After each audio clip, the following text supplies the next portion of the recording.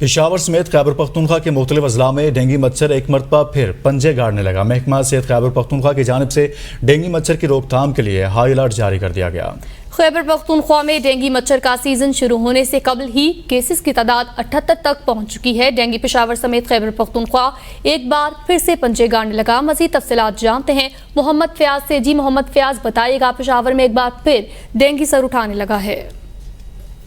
جی بالکل، محکمہ صحت خیبر پختونخوا کی جانب سے ڈینگی مچھر کی روک تھام کے لیے ہائی الرٹ جاری کر دیا گیا ہے۔ اس سلسلے میں ڈی جی ہیلتھ نے بھی جو ہے وہ ایک مراسلہ جاری کیا ہے، جس کے مطابق تمام اضلاع کے ڈسٹرکٹ ہیلتھ آفیسرز کو ہدایت کی گئی ہے کہ چونکہ سیزن آ رہا ہے ڈینگی کا، تو اس سلسلے میں ڈینگی سے بچاؤ اور روک تھام کے لیے فوری طور پر اقدامات اٹھائے جائیں۔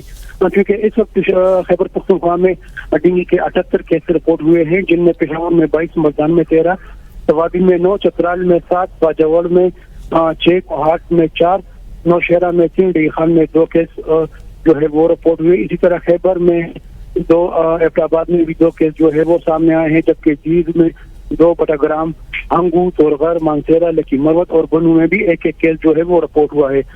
ڈینگی سے بچاؤ کے لیے تمام اضلاع کو ہدایت جاری کر دی گئی ہے۔ انہیں ہدایت کی گئی ہے کہ جن علاقوں میں ڈینگی کی وجہ سے جو بیماری پھیل رہی ہے، اس کی روک تھام کے لیے پوری طور پر اقدامات اٹھائے جائیں۔